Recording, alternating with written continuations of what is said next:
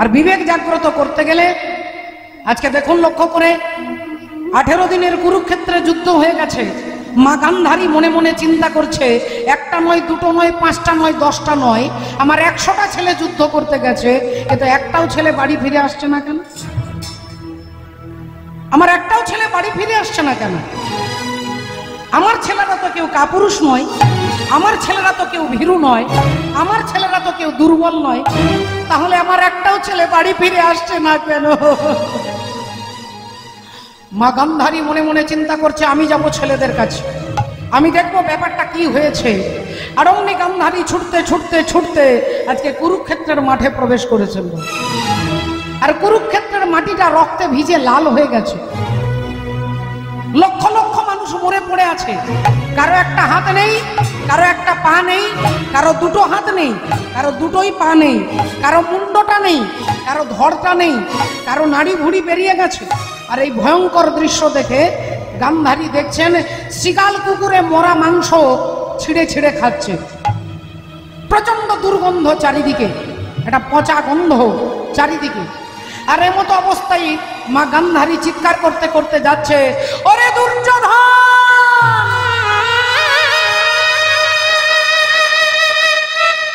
ওরে দুঃশাসন, আমি তোদের দেখতে পাচ্ছি না কেন বাবা? আমি তোদের দেখতে পাচ্ছি না কেন? এই দেখ, আমি তোদের মা, আমি তোদের মা এসেছি, একবার আমার কাছে আয় বাবা, একবার আমার গলাটা জড়িয়ে ধরে আমাকে মা বলে চিৎকার করে ডাক, ওরে দুর্যোধন, ওরে দুঃশাসন। পাগলিনীর মতো মা গান্ধারী ছুটছে পুত্রদের খোঁজে। ছুটতে ছুটতে ছুটতে ছুটতে হঠাৎ দেখতে পেলেন তার প্রিয় পুত্র দুর্যোধন মরে পড়ে আছে। আর যেই মরা ছেলেটাকে দেখেছে অমনি গান্ধারী ছুটে গিয়ে দুর্যোধনের মাথাটা কোলে নিয়ে বলছে, ওরে বাপ দুর্যোধন, একবার আমাকে মা বলে ডাক। এই দেখ, এই দেখ, আমি তোদের মা এসেছি, আমি তোদের মা এসেছি, আমার সঙ্গে কথা বল বাবা। ভক্তিমতী মায়েরা, যে মারা গেছে সে কি কথা বলতে পারবে বাবা? এই যে হাত নড়ছে, পা নড়ছে, এই যে কথা বলছি, এই যে কথা শুনছি, এর মানেটাই হচ্ছে যে আমার ভেতরে তিনি আছেন। আর তিনি যখন এই দেহটা থেকে চলে যাবে, আপনারা 1000 বার ডাকলেও আমি সাড়া দিতে পারবো না বাবা। যে মারা গেছে তাকে 1,000 বার ডাকলেও তিনি সাড়া দিতে পারবেন না। তাই মরা ছেলেটাকে মা গান্ধারী বারবার বলছে, একবার কথা বল, একবার কথা বল, একবার মা বলে ডাক। আর হঠাৎ চারিদিকে নিস্তব্ধ নিঝুম রাত্রি। গান্ধারী শুনতে পেলেন তার পেছনে দাঁড়িয়ে কে যেন খিলখিল করে হাসছে। মা মনে মনে চিন্তা করলেন, শতপুত্র বিরহ যন্ত্রণায় আমি কাঁদছি। আমার একটা নয়, দুটো নয়, 5টা নয়, 10টা নয়, আমার 100টা ছেলে মারা গেছে। আমি শতপুত্র বিরহ যন্ত্রণায় কাঁদছি, আর আমার পেছনে দাঁড়িয়ে তুমি হাসছো। তুমি কে? তুমি কি নিষ্ঠুর? তুমি কি পাষাণ? তুমি কি নির্মম? তুমি কি দয়াল না তুমি ভয়াল?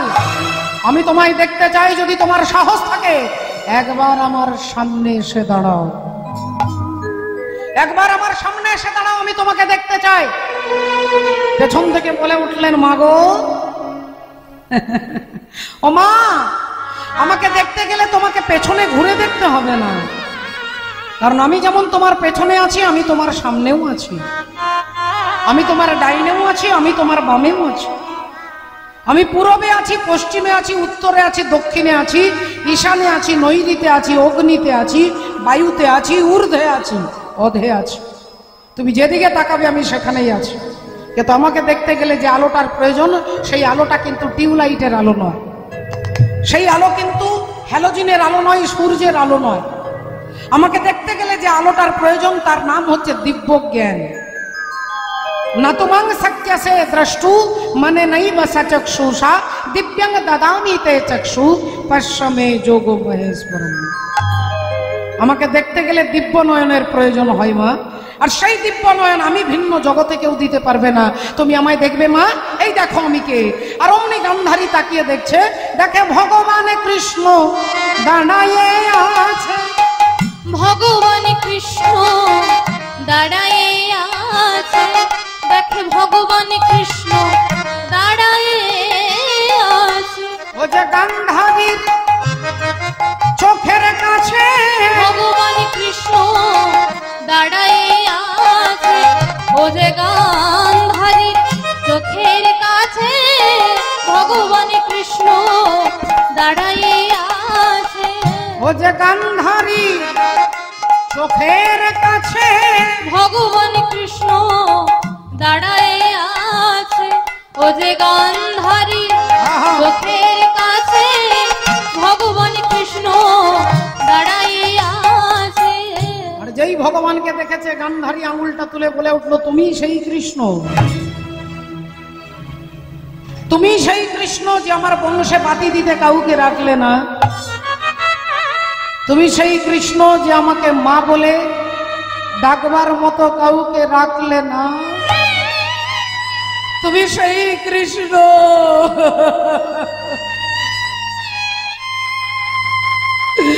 যে আমার বংশকে ধ্বংস করে দিয়েছ।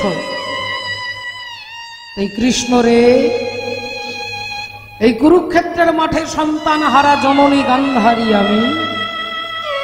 আজ আমি তোমাকে যা দেব জগতে কেউ তোমাকে তা দিতে পারে না। ভগবান বললেন, মা আমাকে কি দেবে? বলে, তোমাকে আমি অভিশাপ দেব। হ্যাঁ হ্যাঁ হ্যাঁ, অভিশাপ। আমি তোমাকে অভিশাপ দেব। আমার বংশে বাতি দিতে তুমি যেমন কাউকে রাখলে না, একদিন আমার মতো তোমারও বংশ ধ্বংস হয়ে যাবে। একথা যেই বলেছেন, ভগবান মিষ্টি হেসে বললেন, মা আমি কথা দিচ্ছি মা গো, আমার বংশ ধ্বংস হয়ে যাবে, তোমার অভিশাপ আমি মাথায় তুলে নিলাম। কিন্তু হেই মা গান্ধারী, তোমার একটাও ছেলেকে আমি মারিনি মা, তোমার একটাও ছেলেকে আমি মারিনি। একটু ভালো করে ভেবে দেখুন বাবা, কর্মের ফল সবাইকে ভোগ করতে হয়।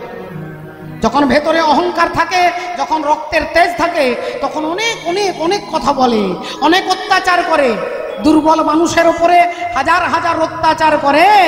কিন্তু ওই ব্যক্তি যখন অহংকারটা চলে যায়, রাধে রাধে, অহংকার যখন বিনাশ হয়ে যাবে, তখন ওই লোক যে এত বড় ব্যক্তি, তাকেও কাঁদতে হবে বাঁচবার জন্য। তাহলে একটু ভালো করে চিন্তা করে দেখুন, ভগবান বলছেন আমি মারিনি। राम किसी को मारे नहीं, ऐसा नहीं, राम अपने आप मर जाते हैं करके बुरा काम। ভগবান কাউকে মারে না, কর্মের ফল আমাদেরকে ভোগ করতে হয়। গান্ধারীকে বলছে, মা মনে করে দেখো, আজ থেকে 18 দিন আগে যেদিন কুরুক্ষেত্রে যুদ্ধ শুরু হবে, সেদিন তোমার ছেলে দুর্যোধন তোমাকে প্রণাম করতে গিয়েছিল। দুর্যোধন মায়ের পায়ে হাত দিয়ে বলছে, মা আমাকে আশীর্বাদ করো, আমি যেন কুরুক্ষেত্রে যুদ্ধে জয়লাভ করতে পারি। অমনি মা গান্ধারী ছেলের মাথায় হাতটা দিয়ে আশীর্বাদ করতে গিয়ে হাতটা সরিয়ে নিয়ে বলল, বাবা দুর্যোধন, যে যুদ্ধে তুই যাচ্ছিস সে যুদ্ধের নাম ধর্মযুদ্ধ। এটা ভারত পাকিস্তানের যুদ্ধ নয়, এটা ভারত চীনের যুদ্ধ নয়, এটা সিপাহী বিদ্রোহ নয়, এটা পানিপথের যুদ্ধ নয়, এ যুদ্ধের নাম ধর্মযুদ্ধ। আর এই ধর্মযুদ্ধে তুই যাচ্ছিস, তুই হারবি না তুই জিতবি আমি বলতে পারবো না বাবা, আমি বলতে পারবো না। তবে হ্যাঁ, আমি তোর মা, তুই আমার ছেলে, তুই আমাকে প্রণাম করেছিস, আমি তোকে আশীর্বাদ করে বলছি, ধর্মপক্ষের হবে জয়, যে পক্ষে শ্রীকৃষ্ণ রয়। হরি হরি বল। ধর্মপক্ষের হবে জয়, যে পক্ষে শ্রীকৃষ্ণ রয়। এটা 18 দিন আগে তুমি তোমার ছেলে দুর্যোধনকে বললে, আর আজকে কুরুক্ষেত্রের মাঠে দাঁড়িয়ে আমাকে অভিশাপ দিচ্ছ। এটাই হয় বাবা, এটাই হয়। রাধে রাধে। তাই সেই কলিযুগের ধর্মটাকে শেখানোর জন্য চৈতন্য ভগবান, তার তো জাগবার দরকার। ভেতরে চৈতন্য সত্তা না জাগলে শুধুমাত্র আসনের জন্য, শুধুমাত্র পদের জন্য হাজার হাজার মানুষ ছুটছে, শুধু একটা সিংহাসনের জন্য। কিন্তু বিবেকটা যদি যতক্ষণ না জাগ্রত হবে, হরি বল, আপনি আপনার জায়গাটাকে টিকিয়ে রাখতে পারবেন না বাবা। আগে বিবেক জাগাতে হবে, আগে আপনার কর্তব্যটাকে চিনতে হবে। অর্জুনকে এটাই ভগবান বলছেন, এই কলিযুগের ধর্ম এই বিবেক জাগ্রত করতে গেলে একমাত্র ভগবানের নামকে আশ্রয় করতে। আপনার কীর্তন নাও ভালো লাগতে পারে, আপনি কীর্তন শুনতে আপনার কোমরে ব্যথা, হাঁটুতে যন্ত্রণা, আপনি এখানে নাও আসতে পারেন, কিন্তু আপনি ঘরে বসে যদি হাতে তালি দিয়ে হরিনাম করেন তাহলে এখানে আসার দরকার নেই বাবা। এখানে আসবেন কেন? বলে হাতে তালি দিয়ে হরিনামটা করতে হবে, এটা জানবার জন্যই এখানে আসা। আপনি যদি এখানে না এসে জানতে পেরে যান, কীর্তন শোনার দরকার নেই। শুধুমাত্র এই হরিনাম নয় রে ভাই, আরেক হরিনাম আছে, আর এই হরিনামে যেতে না রে সেই হরিনামের কাছে। এই কলিযুগে এই ভেতরে চৈতন্যকে জাগাতে গেলে আগে হরিনামকে আশ্রয় করতে হবে। হাসি মাখা বদনে ছল ছল নয়নে ওগো আনন্দ কাননে মন ভ্রময় নিবার। সবাই মিলে হাত তুলে উলুধ্বনি হরি ধ্বনি দিন একবার, হরি বল হরি বল মনে রে, হরি বল হরি বল মনে রে আমার একবার, হরি বল হরি বল মনে রে আমার। হাসি মাখা বদনে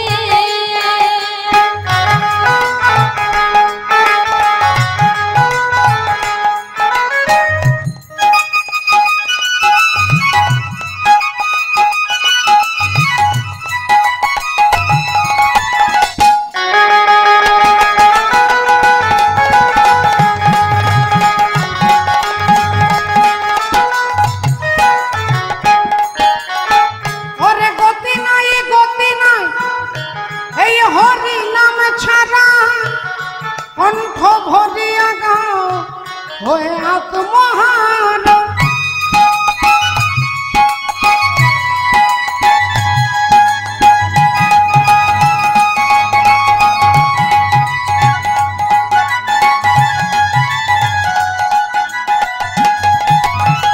গতি নাই গতি নাই এই হরি নাম ছাড়া, কণ্ঠ ভরিয়া গাও হয়ে আত্মহারা।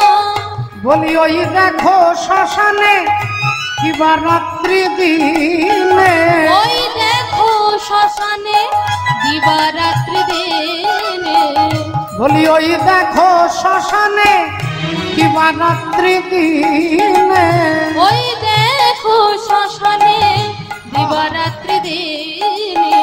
ওগো পুড়িতেছে মানুষের কত অহংকার। হরি বল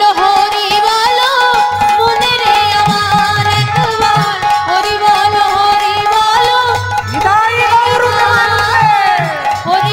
হরি বল মনে রে আমার একবার, হরি বল মনে রে আমার, হরি বল মনে রে আমার। এই হরিবলা ঠাকুর হরিবল বলাতে এলেন। রাবণের রাজসভাতে ভক্ত হনুমান এসে দাঁড়িয়েছেন। রাবণ বসে আছেন স্বর্ণলঙ্কার অধিপতি, ভেতরে অহংকার বাইরে অহংকার, ভেতরে প্রভাব বাইরে স্বভাব। একে তো বিরাট বড় একটা আসনে একটা পদের অধিকারী, তারপরে আছে অহংকার। বলে তাকে আর দেখতে হবে না। যদি রাবণকে ইউটিলাইজ করেন, যদি আপনি বিচার করে দেখেন, রাবণের যা গুণ ছিল বড় বড় দেবতাদের তা ছিল না। চারটে বেদকে তিনি মুখস্থ করেছেন। চারটে বেদ যার মুখস্থ, তার মতো ব্রাহ্মণ খুঁজলে পাওয়া যাবে না, তার মতো পণ্ডিত খুঁজলে পাওয়া যাবে না, তার মতো বীর। বলে স্বর্গমর্ত পাতাল সৃষ্টিকর্তা ব্রহ্মা যার ভয়ে রাবণের বাড়িতে টিউশন পড়াতে যান, যমরাজা যার ভয়ে ঘোড়ার ঘাস কাটতে যান, যার বাড়িতে পবন দেবতা এসি মেশিন বসিয়ে দিয়েছে। রাবণের গ্রীষ্মকালে ঠান্ডা লাগবে আর ঠান্ডাকালে গরম লাগবে, এয়ার কন্ডিশন পবন দেব। যার কখনো জলের অভাব হয় না, দেবতারা সবাই রাবণের বাড়িতে চাকরের কাজ করে। কিসের জন্য? বলে তার প্রভাব, তার তপস্যা। তার তপস্যার এত জোর যে দেবতারা পর্যন্ত ভয় পায়। কিন্তু সেই রাবণ রাজাকে শাস্ত্র রাক্ষস বললেন। রাক্ষস বললেন বিনাশ হয়ে গেল, আজকে তার মাটিটা পর্যন্ত খুঁজে পাওয়া যাবে না। এরকম অনেক ব্যক্তি আছে বাবা, আশেপাশে খুঁজে দেখলে পাবেন, আমাদের সকলের আশেপাশে এরকম অহংকারী ব্যক্তি খুঁজলে পাওয়া যাবে, যার এক সময় রাজত্ব চলতো, যার অহংকার, যার বৈভব, যার লোকজন, যার ক্ষমতা, এত কিছু, কিন্তু তিনি মাটির সঙ্গে মিলিয়ে গেলেন। কেন? না, ভেতরে অহংকার আছে। তাই সেই রাবণের রাজসভাতে হনুমান এসে দাঁড়িয়েছে, আর হনুমান হাত জোড় করে বলছে, বাবা রাবণ, তোমার জীবনের অনেক বেলা চলে গেছে, কিন্তু অনেক বেলা বাকি আছে। যদি নিজের ভালো করতে চাও তাহলে নিজেকে রামের চরণে নিবেদন করো, ভগবানের চরণে নিবেদন করো। আর অহংকারী ব্যক্তি সব সইতে পারে, কারোর উপদেশ সইতে পারে না। সঙ্গে সঙ্গে রাবণ রাজার মেজাজ গরম হয়ে গেল, চিৎকার করে বলে উঠল, কে আছিস? এই মরকটের, এই বাঁদরের অঙ্গ ভঙ্গ করে দে। অঙ্গ মানে শরীর, ভঙ্গ মানে ভাঙা। অঙ্গ ভঙ্গ করে দে যেই বলেছে, রাবণের 2-10-20 জন কর্মচারী ছুটে যাচ্ছে হনুমানের অঙ্গ ভঙ্গ করবে। সব পালোয়ান ছুটে যাচ্ছে, আর অমনি ভক্ত হনুমান, তার তো বুদ্ধি কম নেই বাবা, তিনি বুদ্ধিজীবীদের মধ্যে অগ্রগণ্য। তিনি পঞ্চভূতের মধ্যে পবনদেবের ছেলে, তার এতগুলো সার্টিফিকেট আছে, কিন্তু তিনি হাত জোড় করে কথা বলছেন। এটা তার ভদ্রতা, এটা তার বিনম্রতা।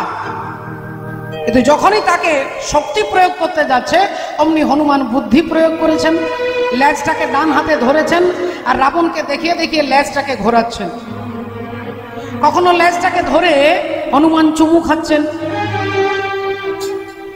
কখনো ধরে লেজটাকে চোখে ছোঁয়াচ্ছেন, কখনো লেজটাকে বুকে জড়িয়ে ধরছেন, কখনো লেজটার দিকে তাকিয়ে আছেন। আর রাবণ ভাবলো তাহলে এর দুর্বল জায়গাতে আঘাত করতে হবে, এর উইক পয়েন্ট যেখানে, সেইখানে আঘাত করতে হবে। এ যখন এর লেজটাকে এত পছন্দ করে, তখন এই দাঁড়া, অঙ্গ ভঙ্গ করে লাভ নেই, এর লেজের মধ্যে আগুন ধরিয়ে দে, লেজে আগুন ধরিয়ে দে, বেটা পুড়ে মারা যাবে। অমনি রাবণের কর্মচারীরা আবার ছুটলেন পেছনে। রাবণের আদেশ, অঙ্গ ভঙ্গ নয়, লেজে আগুন ধরিয়ে দিতে হবে। যে যার বাড়ি ছুটলেন, সবাই নিজের নিজের বাড়ি ছুটলেন। কেউ একটা দিদির কাপড়, কেউ মায়ের কাপড়, কেউ স্ত্রীর কাপড়, যে যা পারলো একটা করে কাপড় আর একটু করে তেল, একটা করে কাপড় আর একটু করে তেল এনে হনুমানের লেজে কাপড়টা জড়াচ্ছে আর তেল ঢেলে দিচ্ছে। লেজে কাপড়টা জড়াচ্ছে আর তেল ঢেলে দিচ্ছে, লেজ এইয়া মোটা হয়ে গেছে। রাবণ বললেন আর নয়, এবার আগুনটা ধরিয়ে দে। আর যেই আগুনটা ধরিয়ে দিয়েছে, লেজ দাউ দাউ করে জ্বলছে। আর রাবণ হাসতে হাসতে বলছে, এইবার বেটা, এইবার পুড়ে মারা যাবি। তোর সাধের লেজটাতে আগুন ধরিয়ে দিয়েছি, লেজও পুড়বে, তুইও পুড়বি, তুইও মরবি।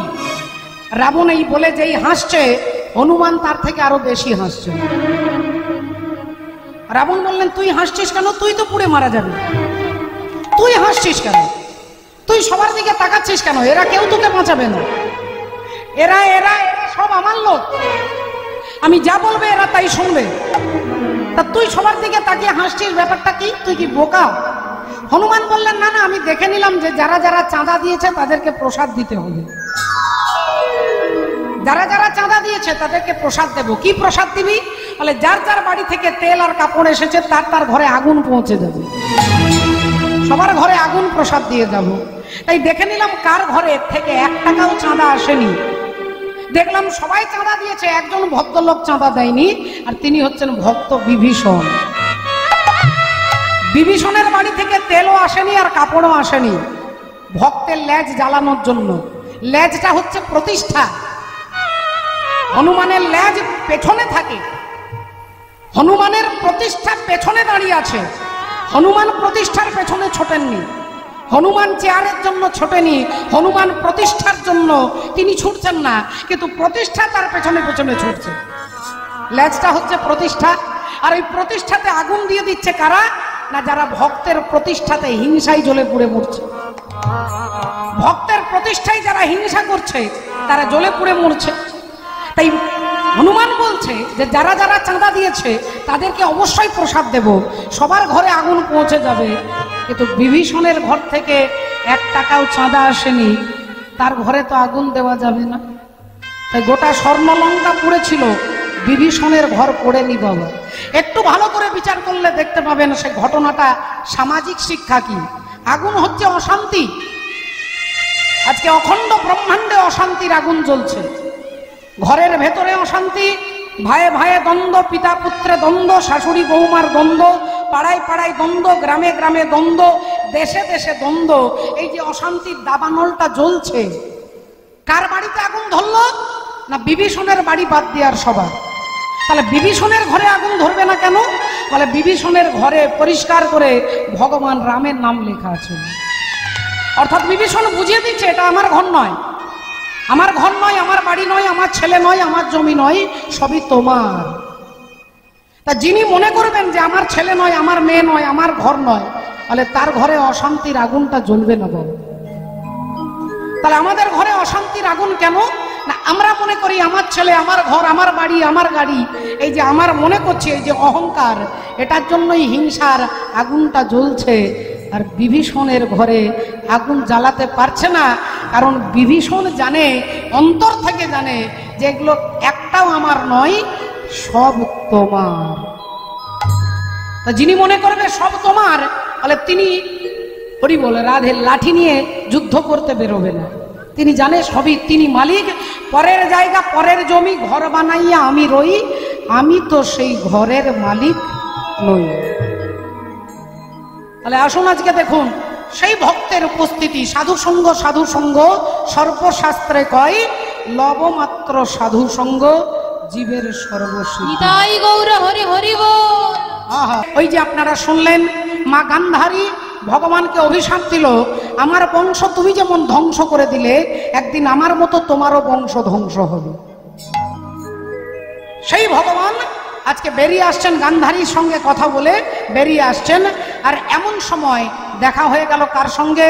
না তৃতীয় পাণ্ডব অর্জুনের সঙ্গে। অর্জুনকে দেখার সঙ্গে সঙ্গে ভগবান বললেন, অর্জুন।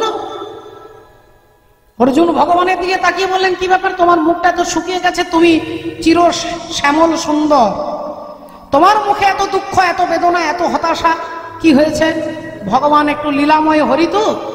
ভগবান একটু বললেন, আর বলো না অর্জুন, মা গান্ধারী, পিসিমা গান্ধারী আমাকে অভিশাপ দিয়েছে, বলি আমার বংশ ধ্বংস হবে, আমার বংশ ধ্বংস হবে, বলি আমার বংশ ধ্বংস হবে, আমার বংশ ধ্বংস হবে। ওগো অর্জুন তুমি শোনো এবে, আমার বংশ ধ্বংস হবে, অর্জুন তুমি শুনো এবে, আমার বংশ ধ্বংস হবে। অর্জুন হেসে হেসে বলছেন, কৃষ্ণ তুমি তার জন্য এত দুঃখ করছো? পিসিমা মা গান্ধারী, জেঠিমা গান্ধারী তোমাকে অভিশাপ দিয়েছে, তোমার বংশ ধ্বংস হবে, আর তুমি সেটা সত্যি ভেবে নিয়েছো? আচ্ছা কৃষ্ণ তুমি আমাকে বলো, আমাকে একদিন মা গঙ্গা অভিশাপ দিয়েছিল, গঙ্গা পুত্র ভীষ্মদেবকে। সেই ভীষ্মদেবকে আমি হত্যা করেছিলাম, সরসজ্জায় শুইয়েছিলাম। আমারই জন্য দাদু ভীষ্মদেব দেহত্যাগ করেছিলেন। তাই মা গঙ্গা সহ্য করতে না পেরে বলেছিলেন, ওরে অর্জুন, তুই একজন মায়ের কাছে তার সন্তানকে মেরে ফেললি, আমি তোকে অভিশাপ দিচ্ছি, একদিন তোর সন্তানের হাতে তুইও মরবি, তোর ছেলের হাতে তুইও মরবি। এবার বলো তো কৃষ্ণ, মা গঙ্গার দেওয়া অভিশাপটা কি সত্য হয়েছে? হ্যাঁ, সত্যি কি হয়েছে? আমার ছেলে নাকি আমাকে মারবে? আমার তো কোনো ছেলেই বেঁচে নেই, সব তো কুরুক্ষেত্রের যুদ্ধে মারা গেছে, তাহলে আমাকে মারবে কে? তাহলে মা গঙ্গার দেওয়া অভিশাপটা মিথ্যে হয়ে গেল না? গঙ্গার দেওয়া অভিশাপ মিথ্যে হয়ে গেল। এ কথা যেই বলেছেন ভগবান অন্তর্যামী, তিনি মনে মনে চিন্তা করলেন, তাহলে অর্জুনের অহংকার হয়ে গেছে, অর্জুনের অহংকার হয়ে গেছে। রাধে রাধে। তাহলে আগে আমার নাম হচ্ছে দর্পহারী মধুসূদন, আমি কারোর অহংকার রাখি না। তাহলে আজকে অহংকারটাকে চূর্ণ করতে হবে, আর অহংকারকে চূর্ণ করতে গেলে অর্জুনের ছেলের হাতে অর্জুনকে মারতে হবে। দেখুন, চিন্তা করে দেখুন, যে ভগবান অর্জুনকে নিজের বুক দিয়ে আড়াল করে তাকে কুরুক্ষেত্রের যুদ্ধে রক্ষা করলেন, আজকে সেই ভগবান বললেন অর্জুনের বিনাশ করতে হবে। অর্জুনের বিনাশ হবে না, হবে তার অহংকারের বিনাশ। একটু ভালো করে লক্ষ্য করে দেখুন বাবা, এ জগতে কারোর অহংকার ভগবান রাখে না, শুধু অপেক্ষা ওই পাপের কলসিটা ভর্তি হওয়ার মতো। যেদিন কলসিটা ভর্তি হয়ে যাবে সেদিন আপনি যত বড়ই ব্যক্তি হন না কেন, আপনার কর্মের ফল আপনাকে ঠিক পেতে হবে, আপনাকে পেতে হবে। রাধে রাধে। আপনি যত বড়ই ব্যক্তি হন না কেন, কেউ বাঁচবে না বল। আজকে দেখুন লক্ষ্য করে, তখনই ভগবান বললেন, আচ্ছা তাহলে মা গঙ্গা তোমাকে অভিশাপ দিয়েছিল, আচ্ছা এগুলো এই কথাগুলো বাদ দাও। আচ্ছা বলো তো অর্জুন, তোমার দাদা যুধিষ্ঠির তার রাজ্য যজ্ঞ করছে, যজ্ঞের ঘোড়াটা ছেড়ে দিয়েছে? বলে হ্যাঁ, যজ্ঞের ঘোড়া ছেড়ে দিয়েছে। তা যুধিষ্ঠির অশ্বমেধ যজ্ঞ করছেন, যজ্ঞের ঘোড়াটাকে ছেড়ে দেয়। যে রাজ্যের ওপর দিয়ে হেঁটে যাবে সেই রাজ্যের রাজা যদি ঘোড়াটাকে ধরে, তাহলে সেই রাজ্যের রাজার সঙ্গে পঞ্চপাণ্ডবের যুদ্ধ হবে, আর যুদ্ধে তাকে পরাস্ত করলে সেই রাজ্যটা যুধিষ্ঠির মহারাজের হয়ে যাবে। আর ঘোড়াটাকে যদি না ধরে তাহলে বিনা প্রতিদ্বন্দ্বিতায় তিনি জয়লাভ করবে। এখন ঘোড়া ছুটছে, অশ্বমেধ যজ্ঞের ঘোড়া ছুটতে ছুটতে ছুটতে ছুটতে যাচ্ছে কোথায়? আসাম, মণিপুর রাজ্যে। মণিপুর রাজ্যের ওপর দিয়ে অশ্বমেধ যজ্ঞের ঘোড়া ছুটছে। আর ওই মণিপুরে ছিল রাজা, মণিপুরে ছিল রাজা, মণিপুর রাজ্যের রাজা। কি নাম তার? মণিপুরে ছিল রাজা, বব্রুবাহন না, বব্রুবাহন না, বব্রুবাহন না। মণিপুরে ছিল রাজা, বব্রুবাহন না, বব্রুবাহন না, বব্রুবাহন না। ও বাবা, মণিপুর রাজ্যের রাজা হচ্ছে বব্রুবাহন। বব্রুবাহন, সূর্যের মতো যার তেজ, তার নাম হচ্ছে বব্রুবাহন। আহা, মণিপুরে ছিল রাজা, বব্রুবাহন না, বব্রুবাহন না, বব্রুবাহন না। মণিপুরে ছিল রাজা, বব্রুবাহন না, বব্রুবাহন না, বব্রুবাহন না। ধর্মে কর্মে ছিল মতি, সে তো অতি গুণবান, অতি গুণবান। মণিপুর ছিল রাজা, বব্রুবাহন না, বব্রুবাহন না, বব্রুবাহন না। এবার আপনারা শুনবেন, সেই রাজা বব্রুবাহন যিনি হচ্ছেন অর্জুনের ছেলে, তার নাম বব্রুবাহন। বব্রুবাহনের স্ত্রী হচ্ছে মঞ্জুরি। দুজনেই মিলেই সদা সর্বদা ভগবানের ভজন করে। মঞ্জুরি নামেতে সতী অতি রূপবতী, ধর্মে কর্মে ছিল মতি, সদাই গোবিন্দ চরণে প্রীতি। হরি হরি হরি বলে, হরি হরি হরি বলে, হরি হরি হরি বলে, হা গোবিন্দ তোমার হলাম বলে, হরি হরি হরি বলে, হা গোবিন্দ তোমার হলাম বলে, হরি হরি হরি বলে। ও গো গোবিন্দ তোমার হলাম বলে, বলি এ জন্মে নয় জন্মে জন্মে, গোবিন্দ তোমার হলাম বলে, ও গো এ জন্মে নয় জন্মে জন্মে, গোবিন্দ তোমার নিতাই গৌর শিরানাথ বলে। জন্মে জন্মে গোবিন্দ তোমার হলাম বলে, এ জন্মে নয় জন্মে জন্মে, গোবিন্দ তোমার হলাম বলে। হলাম গগনে।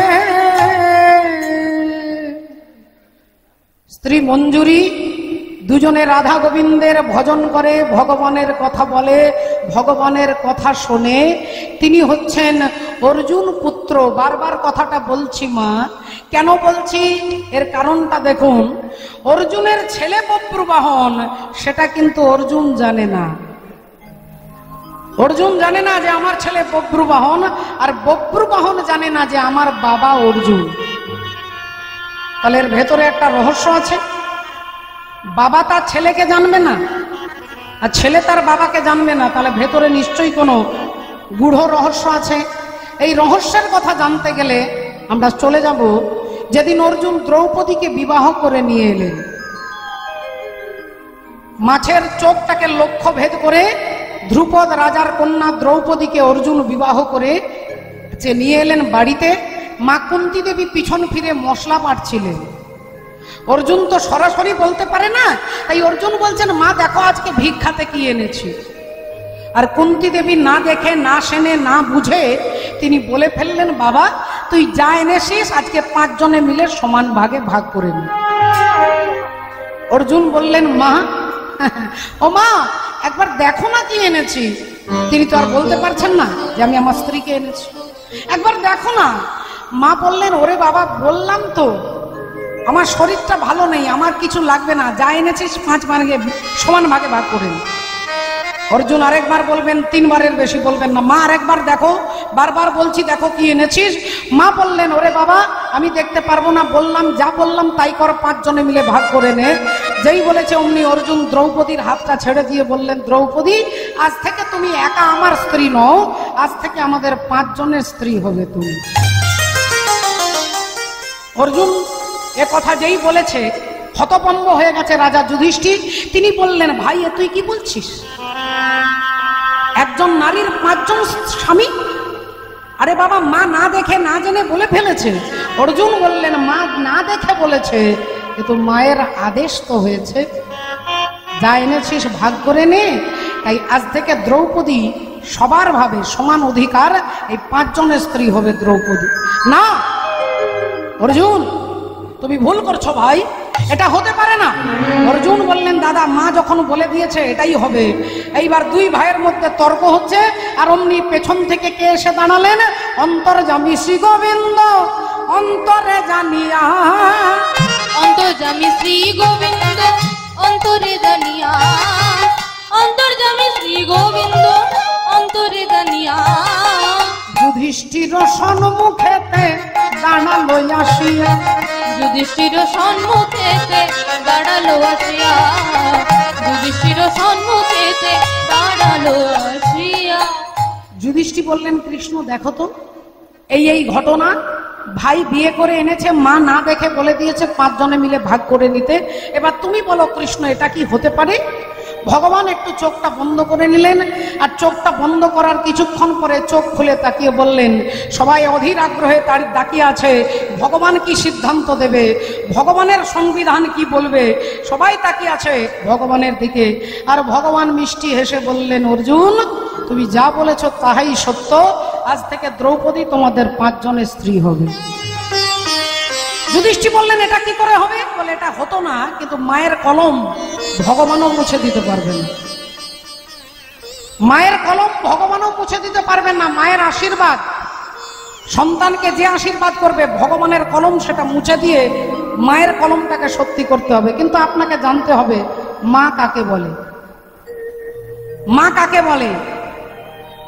মা যদি মনে করে যে ছেলেকে জন্ম দিলাম, স্কুলে ভর্তি করে দিলাম, এমন পড়াশোনা করালাম যাতে চাকরি পাবার জন্য ছেলে সারা জীবন ছুটলো, চাকরির জন্য পড়ালাম, টাকা রোজগারের মেশিন তৈরি করলাম, ছেলে টাকা রোজগার করবে, সংসার চালাবে, এ যদি চিন্তা ভাবনা থাকে, সেই মাকে ত্যাগ করলে শাস্ত্র তাকে অপরাধ বলবে না। রামচন্দ্রের ভাই ভরত তার মাকে 14 বছর মা বলে ডাকেননি, কৈকেয়ী দেবীকে 14 বছর মা বলে ডাকেননি। কেন? বলে তার মা ভগবানকে ঘর থেকে তাড়িয়ে দিয়েছিল। বলে বাবাকে ত্যাগ করেছিলেন ছোট্ট প্রহ্লাদ, দাদাকে ত্যাগ করেছিলেন বিভীষণ। গুরু যদি এমন হয়, বলে গুরুকেও ত্যাগ করা যায়, বলি রাজা তার গুরু শুক্রাচার্যকে ত্যাগ করেছিলেন। ধর্মের জন্য সব ত্যাগ করা যায়, এই জন্য ভগবান অর্জুনকে বলেছেন সর্বধর্ম পরিত্যাজ্যং মামেকং শরণং ব্রজ। আগে আমাকে দেখো, আমাকে জানো অর্জুন। ধর্ম কাকে বলে? বলে আগে ধর্ম রে পরে ধর্ম রে, আগে ধর্ম রে পরে ধর্ম, আগে ধর্ম রে পরে ধর্ম রে, আগে ধর্ম রে। আচ্ছা মায়েরা মনে মনে বলে দেখুন, ধর্ম ধর্ম ধর্ম ধর্ম ধর্ম ধর্ম, মকে ধরতে বলছেন। ধর্ম ম দিয়ে কি হয়? বলে ম দিয়ে মন্দির, ম দিয়ে মাধব, ম দিয়ে মদন মোহন, ম দিয়ে মন। যে কোনো একটা মকে ধরতে বলছে। মদন মোহনকে ধরুন, মুরলীধরকে ধরুন, নিজের মনকে কন্ট্রোল করুন, যে কোনো একটা মকে ধরো। ধর মরে। আমরা বললাম আমরা কলির জীব। এখন 3 বছরের ছেলে মকে ধরে। 3 বছরের ছেলে খাবার খাবে না যতক্ষণ হাতে মোবাইল না দেবে। হাতে মোবাইল না দিলে ছেলে খাবে না। তাহলে ছেলে ম ধরেছে, ম দিয়ে মোবাইল। ছেলে আরেকটু বড় হবে, তারপরেই ধরবে মদের বোতল। ছেলে আরেকটু বড় হবে, তারপরেই তার 4 মোটর সাইকেল। তারপরে মোটর সাইকেলের পেছনে ম, একটা মহিলা বসে থাকবে। ছোট থেকে বড় পর্যন্ত ম ধরছে, আর আপনি ম ধরার কথা বলছেন আমাদের। বললেন আমি বলেছি ম ধর মরে। বলে আগে ধর মরে পরে ধর মরে, আগে ধর্ম রে পরে ধর্ম রে, আগে ধর্ম রে পরে ধর্ম রে, আগে ধর মরে।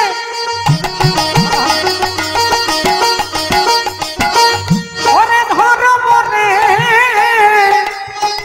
আগে ধর মরে পরে ধর মরে, আগে ধর্ম রে পরে ধর্ম রে, ওরে আগে ধর্ম রে পরে ধর্ম রে, আগে একবার হরি হরি হরি বলে, আগে ধর্ম রে পরে ধর্ম রে, হরি হরি হরি বলে, আগে ধর্ম রে পরে ধর্ম রে, আগে ধর্ম রে পরে ধর্ম রে। সর্বধর্ম পরিত্যাজ্যং। তাই ভগবান বললেন দাদা যুধিষ্ঠির, আজ থেকে দ্রৌপদী তোমাদের 5 জনের স্ত্রী হবে। এখন ভগবান বলে দিয়েছে, আর তো কোনো কথা বলা যাবে না। বলে তাহলে একজন স্ত্রী 5 জনের হবে, কিভাবে সিস্টেমটা চলবে? বলে 1 বছরের জন্য দ্রৌপদী 1 বছরের জন্য 1 জনের ঘরে থাকবে।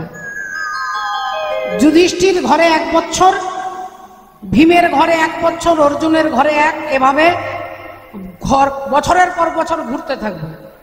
আর একটা কথা, যখন দ্রৌপদী যার ঘরে থাকবে, ধরো হরিবল আছেন তিনি যুধিষ্ঠির ঘরে, সেই সময় সেই ঘরে কারোর ঢোকা যাবে না। যদি ঢুকে পড়ে ভুলবশত, তাহলে তাকে 1 বছরের জন্য বনবাস করতে হবে। এতটাই কড়া নিয়ম, এতটাই কঠিন নিয়ম যে যদি ভুল করে, হয়তো দ্রৌপদী আর অর্জুন আছে, যদি কেউ সেই ঘরে ঢুকে যায়, তাকে 1 বছরের জন্য জঙ্গলে থাকতে হবে। এরকম কড়া নিয়ম করে দিয়েছে। এখন বাবা ঠাকুর ভক্তিমতী মায়েরা, রাধে রাধে, একটু ভালো করে লক্ষ্য করে দেখুন মা, আপনাদের মনের মধ্যে সংশয় জাগবে যে একজন নারীর 5টা স্বামী, আর তিনি নাকি ভারতবর্ষের সতী নারী। অহল্যা, কুন্তী, তারা, দ্রৌপদী আর মন্দোদরী। এই যে 5 জনের, এই যে 5 পঞ্চসতী, সকালবেলায় ঘুম থেকে উঠে যদি কেউ এই 5 জনের নাম শুধু স্মরণ করেন, আপনার সৌভাগ্য বৃদ্ধি হবে, স্বামী কল্যাণ হবে।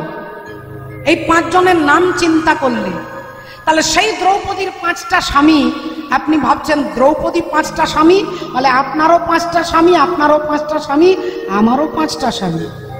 আর সেই 5টা তত্ত্ব কি না? ক্ষিতি, অপ, তেজ, মরুত, বোম।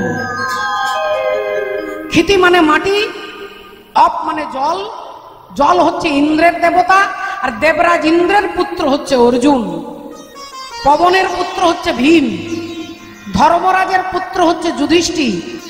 তাহলে এই যে পঞ্চ তত্ত্ব, এই পঞ্চতত্ত্বের দেহটা তো আমাদের সকলের স্বামী নয় বাবা, আমরা দেহের অধীন নই। তাহলে চিন্তা করে দেখুন, সেই পঞ্চতত্ত্ব আমাদের সকলের স্বামী, সেই অর্থে উল্টো পাল্টা ভেবে নেবেন না বাবা। হরি বল, হরে কৃষ্ণ। তাহলে একটু লক্ষ্য করে দেখুন আজকে শাস্ত্র কি কথা বলছেন। ও যে বিন্দু রূপে ছিলে তুমি পিতার মস্তকে। আমার আগে জন্ম আমার মায়ের কাছে নয়, আগে আমার বাবার কাছে জন্ম হয়েছে। আমি আগে বাবার কাছে ছিলাম, তারপরে মায়ের কাছে গেছি। তত্ত্বদর্শী মহাজন এটাই বলছে। ও যে বিন্দু রূপে ছিলে তুমি পিতার মস্তকে, আর কামাবেশে প্রবেশ করেছ এই মাতৃ জঠরেতে। সেথায় রজে আর বীর্যে মিশে একটা শ্যাওলাকারে নিরাকারে আকার ধরেছ। আর সেই না দেশের কথা রে মন ভুলে গিয়েছ। এ দেহের হিসাব দেখ, হিসাব দেখ, এ দেহের হিসাব দেখ, দেখ রে মানব জমিনে। দেহের হিসাব দেখ, দেখ রে মানব জমিনে। দেহের হিসাব দেখ, দেখ রে মানব জমিনে। গড়েছে তিন কারিগর, গড়েছে তিন কারিগর, মিলে শহর টানা দিয়ে তিন গুণে। দেহের হিসাব দেখ, দেখ রে মানব জমিনে। দেহের হিসাব দেখ, দেখ রে মানব জমিনে। গড়েছে তিন কারিগর। এই দেহটা তিনটে ইঞ্জিনিয়ার তৈরি করেছে, তিন কারিগর। এক হচ্ছে মা, এক হচ্ছে বাবা, আর এক হচ্ছে পরমাত্মা হরি। তাই বলছেন গড়েছে তিন কারিগর, মিলে শহর টানা দিয়ে তিন গুণে। দেহের হিসাব দেখ, দেখ রে মানব জমিনে। দেহের হিসাব দেখ, দেখ রে মানব জমিনে। তাহলে দেহটার একটা হিসাব আছে মা। আমরা টাকা পয়সার হিসেব করি, কোথায় কত টাকা রাখলাম, কোথায় কত টাকা রাখতে হবে, তার একটা হিসেব আমরা করে নিই। এই দেহটার একটা হিসেব আছে। আর এই হিসেবটা জানতে গেলে আপনাকে জানতে হবে কার কাছে কতটা পেয়েছি। বাবার কাছে 4, মায়ের কাছে 4, আর ভগবানের কাছে 10। যোগ করলে কত হবে মা? 18। তাই তো? বাবার 4, মায়ের 4, আর ভগবানের 10, 18। 18টা মোকাম দিয়ে আমাদের দেহটা তৈরি হয়েছে। চূড়া মধ্যে চূড়ামণি ব্রহ্ম পাশে স্থিতি, পাঠ মধ্যে মহাবিষ্ণু করেন বসতি। চক্ষুতে শ্রী কালাচাঁদ করিতেছে ধ্যান, নাসিকাতে নিত্যানন্দ করে মধুপান। কর্ণেতে চৈতন্য গোসাই হয়ে সাবধান, মুখেতে ভদ্রাক্ষ বসি 32 যোগান। জিহ্বাতে নারদমণি বাজাই কন্দল, জিহ্বার নিচে বসে নদী গয়া গঙ্গা জল। আল জিহ্বায় সরস্বতী, বামেতে শ্রীদাম, কণ্ঠেতে শ্রী কানাই, বাহুতে বলরাম। হস্তেতে শ্রী গোবিন্দ দান অধিপতি, সপ্তদ্বীপে জগন্নাথ করেন বসতি। নাভিমূলে ব্রহ্মা সদা করিতেছে লীলা, লিঙ্গে মহাদেব বসি লয়ে চন্দ্রকলা। গুহ্যদ্বারে বসিয়াছে নাড়ুয়া গোপাল, কামিনীর সঙ্গে কেলি বড়ই রসাল। হাঁটুতে শক্তির স্থিতি বসুমতি পাই, 18 মোকাম তত্ত্ব শুনো সমুদায়। এই সব তত্ত্ব কথা যেই জন জানে, নরলোকে তুচ্ছ তারে দেবলোকে মানে। হরি বল। দেখ রে মানব জমিনে। দেহের হিসাব দেখ, দেখ রে মানব জমিনে। প্রথম মাসে দেহ ছিল শুক্র সদিতময়, আর 2 মাসে খড়কুড়া অস্থির উদয়। 2 মাসে খড়কুড়া অস্থির উদয়। 2 মাসে খড়কুড়া অস্থির উদয়। আবার 3-তে তৃতীয় মস্তক জন্মায়, 4 মাসে তৈরি হলো হস্তপদ প্রায়। দেহের হিসাব দেখ, দেখ রে মানব জমিনে। দেহের হিসাব দেখ, দেখ রে মানব জমিনে। গড়েছে 3 কারিগর, গড়েছে 3 কারিগর, মিলে শহর টানা দিয়ে 3 গুণে। দেহের হিসাব দেখ, দেখ